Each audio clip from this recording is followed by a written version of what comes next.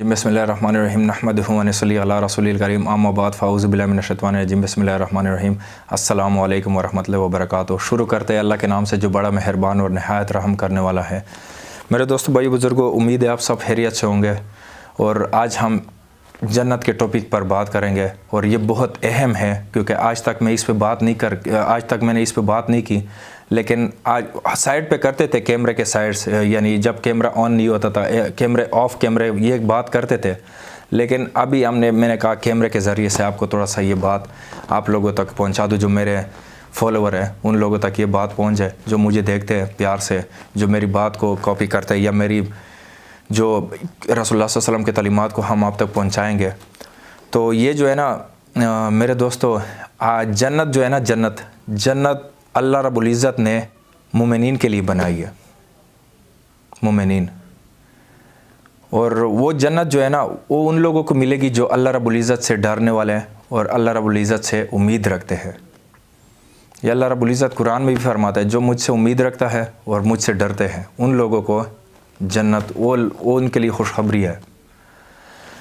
तो मेरे दोस्तों, ये ऐसी बात है ना कि जन्नत में देखो, जन्नत में क्या होता है, जन्नत में अल्लाह रब्बुल इज़्ज़त की नेमतें होती है और अल्लाह रब्बुल इज़्ज़त के वो खुशियाँ होती है जो अपने नज़र से, अपने आंखों से नहीं देखी होती, इस दुनिया में भी नहीं देखी होती। और आखिरात में तो ऐसे ऐसे खुशखबरी है कि अगर बंदा नेक इस दुनिया से नेक जाए, अल्लाह करे हम सब इस दुनिया से शहादत की मौत पाले, तो क़यामत के दिन जब हम जन्नत में दाखिल होंगे तो हम ऐसी चीज़ें देखेंगे जो हमारे आंखों ने और कानों ने सुना नहीं होगा।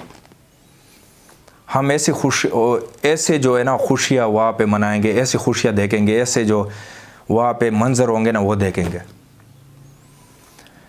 यानी अल्लाह रब्बुल इज़्ज़त वहाँ के, यानी आप जैसे इस दुनिया में बंदे ने गाना ना सुना हो, उस दुनिया में वो गाना सुनेंगे, जन्नत वाले गाना, जन्नत वाले यानी साज पूरे, आपको पता है वो, यानी पूरे वो मिल के जन्नत के खूरे, और उसमें जब खूरे गाते हैं ना तो वो जो है ना जन्नत के जो वो दरख्त है ना, पौधे, वो उनके दरख्तों के जो वो नहीं होते, क्या कहते हैं, ये जो स्टिक्स होते हैं, स्टिक्स वो मिलते हैं ना, और फिर उससे गाना, यानी उससे साज बनते हैं उनके।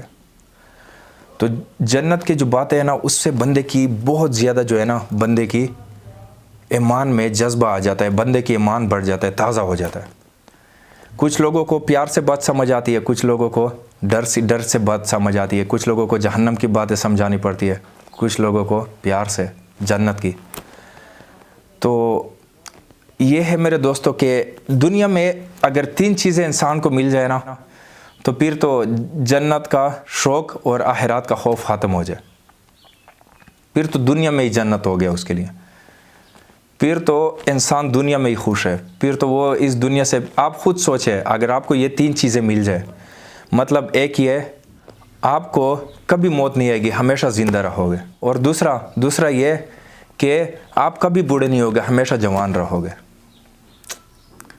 ये इंसान को मिल जाए ना। और तीसरा कौन सी चीज़ है? तीसरा ये है कि आप कभी बदहाल नहीं होंगे, हमेशा खुशहाल रहोगे, मतलब आप कभी नाराज़ नहीं, कभी परेशानी में नहीं आओगे, कभी भी। अगर ये 3 चीज़ें मिल गए ना, कभी इंसान मौत ना आए, और कभी इंसान बूढ़े ना हो, और कभी जो है ना इंसान बीमार और परेशानी, कोई ये चीज़ ना आए, तो इंसान को ये दुनिया में मिल गई, फिर तो जहन्नम और फिर तो जन्नत का कोई फ़ायदा नहीं, फिर तो इंसान को ये दुनिया में मिल गई। लेकिन अल्लाह रब्बुल इज़्ज़त ने ये अपने वक़्त मुकर्रर वक़्त पे रखा हुआ है उस दुनिया में जो जन्नत है, लेकिन उधर और खुशखबरियाँ मिलेगी। ये तो कुछ भी नहीं है, ये तो 3 मैं आपको बता रहा हूँ कि ये 3 चीज़ें अगर इंसान को दुनिया में मिल गई तो फिर इंसान इसी में ही खुश है, इस दुनिया में, फिर उसके लिए यही जन्नत हो गया। ज़ाहिर है ये 3 चीज़ें मिल गए, हमेशा ज़िंदा रहोगे, हमेशा बूढ़े नहीं होंगे और हम जवान रहोगे, 30 साल उम्र रहेगी, और तीसरी जो है हमेशा परेशान नहीं रहोगे, हमेशा खुशहाल रहोगे, बंदे को कोई परेशानी ना आए, बंदे को कोई मौत ना आए, बंदे को कोई बुढ़ापा ना आए, तो बंदा इसी दुनिया में, उस बंदे को इससे और क्या चाहिए। तो ये जो है ना इंसान को अल्लाह रब्बुल इज़्ज़त ने ये एक वक़्त मुकर्रर वक़्त पे ये चीज़ें रखी हुई है, लेकिन वो इनाम के तौर पर मिलेगी। अगर बंदा इस दुनिया से ऐसे चले जाए कि अल्लाह के परहेज़गार हो और मोमिन बंदा हो और अल्लाह का बहुत ज़्यादा नज़दीक बंदा हो, अल्लाह के वली हो या अल्लाह के बहुत नज़दीक हो, तो उनको ये चीज़ें मिलेगी। लेकिन हम ये देख नहीं सकते, दिलों के हालों का तो अल्लाह को पता है, ना तो आपको मेरा पता है कि मैं कितने गुनहगार हूँ, मेरे से कितने गुनाह होते हैं। हाँ ये है कि कोशिश करते गुनाह से बचने के, लेकिन अगर ना बचे तो पीर जो है ना माफ़िया मांगते रो रो के, बाकी अल्लाह पे छोड़ते हैं, अल्लाह क्या करता है क़यामत के दिन। और अल्लाह रब्बुल इज़्ज़त हम कोशिश करते गुनाह से बचे। तो ये है कि मेरे दोस्तों अल्लाह हमें भी अल्लाह उन लोगों में शामिल कर ले जो बग़ैर हिसाब किताब के जाए जन्नत में। तो ये सारी ख्वाहिश है, ये जो मैंने आपको अभी बात की है ना, ये सारी ख्वाहिश है अल्लाह ताला आपकी जन्नत में पूरी करेगा। सही मुस्लिम की हदीस है कि जन्नती जब जन्नत में दाखिल होंगे तो अल्लाह ताला की तरफ से उनको खुशखबरी मिलेगी कि मुबारक हो, आज के बाद तुम्हें मौत कभी नहीं आएगी, हमेशा जिंदा रहोगे।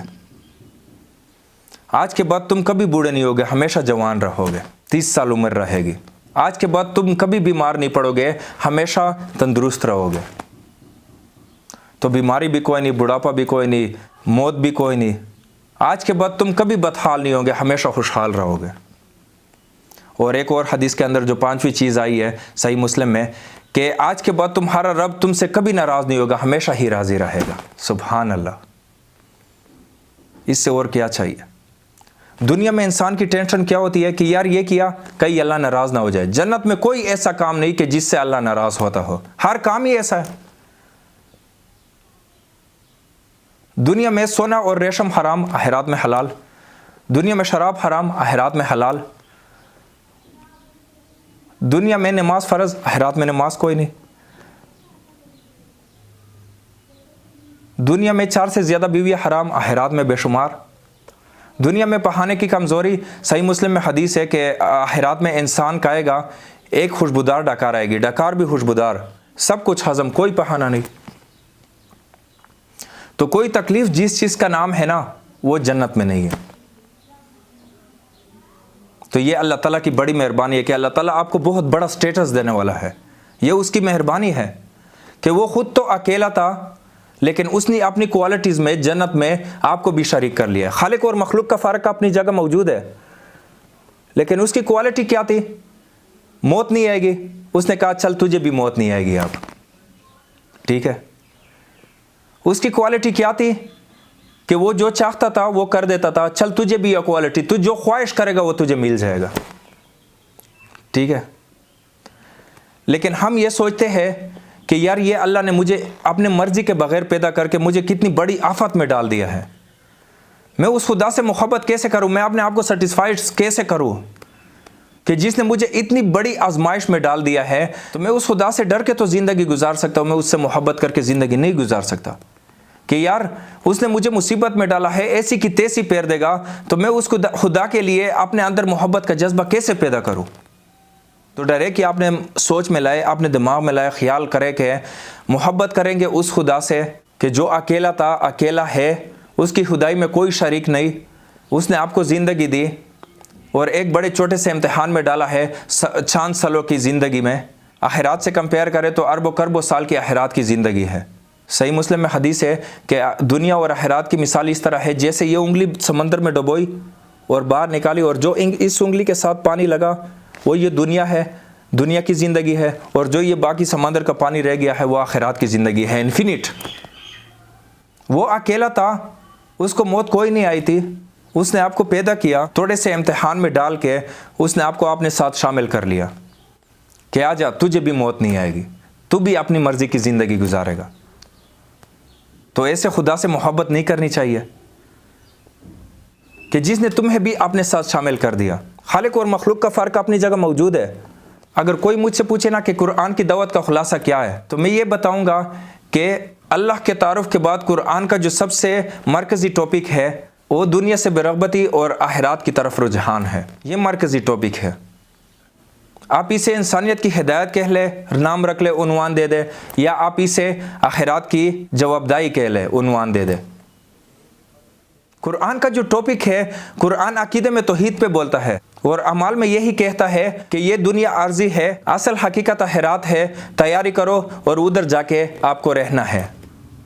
यही टॉपिक है, हमेशा रहना है वहाँ पर। तो मेरे दोस्तों, अल्लाह रब्बुल इज़्ज़त हम सबको कुरान के ज़रिए ज़िंदगी गुजारने का तौफ़ीक दे। तो अल्लाह रब्बुल इज़्ज़त से दुआ है कि अल्लाह रब्बुल इज़्ज़त हम सबको राह रास्त पर चलाए और इंशाअल्लाह उम्मीद है आप सबको बात समझ आई होगी और इंशाल्लाह चलते चलते फिर मिलते हैं। ओके जी, बहुत शुक्रिया, अल्लाह हाफ़िज़।